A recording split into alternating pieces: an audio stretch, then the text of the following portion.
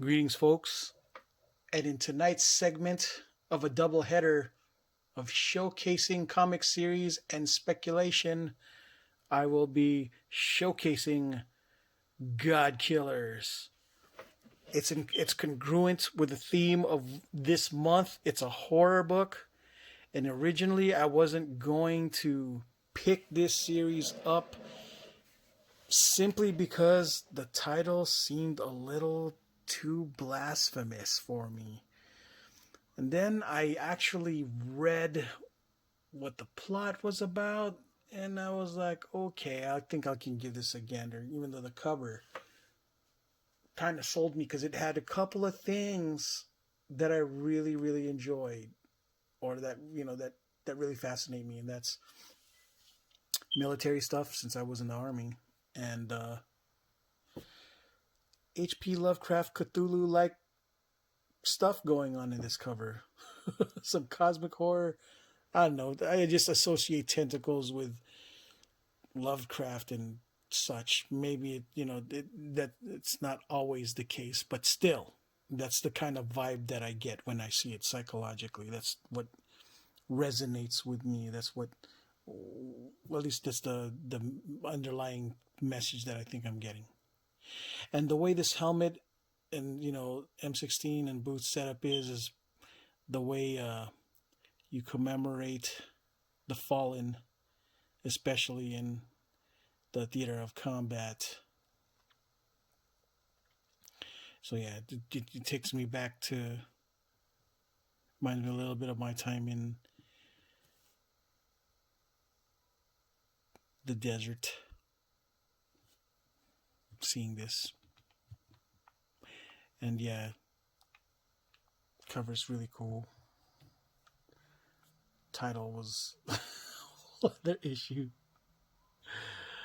but I get it. It's it wasn't in reference to anyone's god, at least the ones that people actually worship in real life.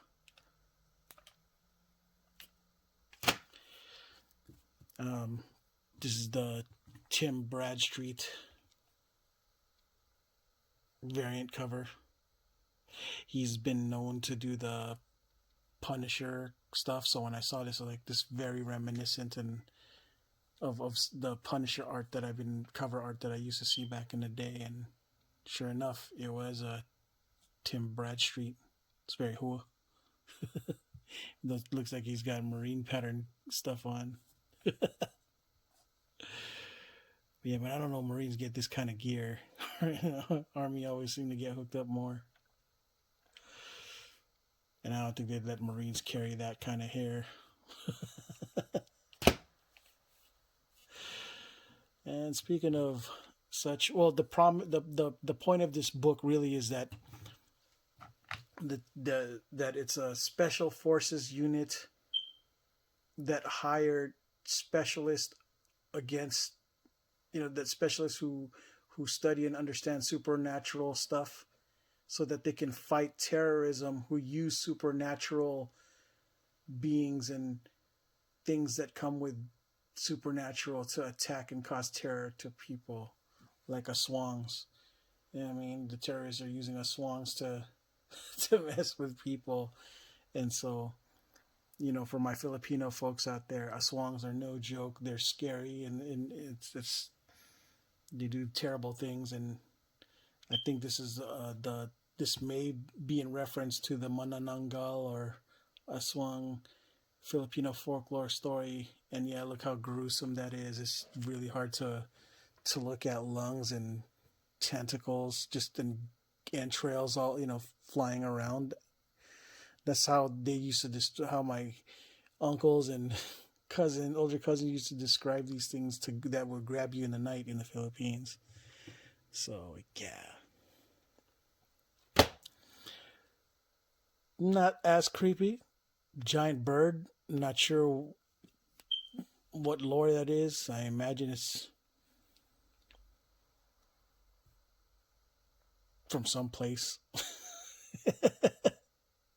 About to grab a chopper. Bird's kind of like whatevs, really.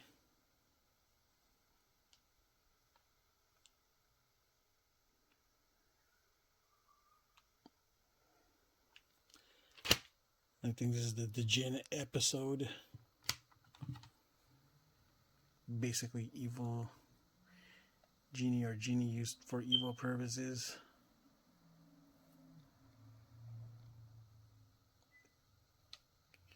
I don't think it's as cool as the other earlier covers, but then they came up with this, the last issue of this mini series.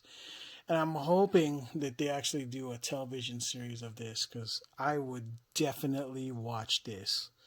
You know, like that show like The Unit, or Fight Back or Flashback. I forget what it is, but there was a one in Cinemax or Showtime that has the British Special Forces, thing. I could watch those all day too.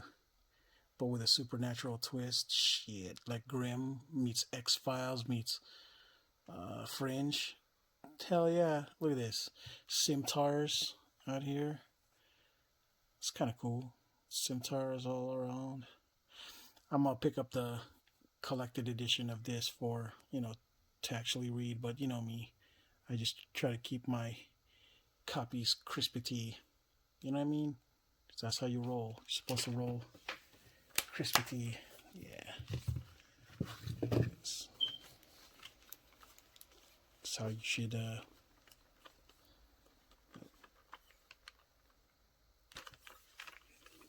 It's easier to display your stuff and spread with My Lights 2 and fullbacks by Gerber standard size. You could do current size too, but give it standard size so a little bit of space, just a little bit.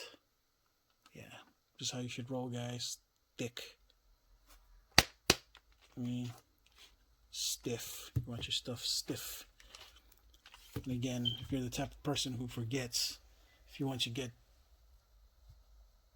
neglect your comics, you could put it in one of these and keep it in, nice, cool area, and you won't even have to think about it, and your comics will be safe unless you have like rats and shit in your house. There's no stopping rats from eating paper and stuff. So yeah, that is how I roll, man. And it's how you guys should roll with your own comics. Protect. At any rate, this video has gone on a little too long. Thank you for watching, and I'll be doing more horror issues before the end of the month, and maybe a little bit even afterwards, like some pre-Thanksgiving horror stuff for y'all. Alright, until the next video, see y'all next time. Ciao.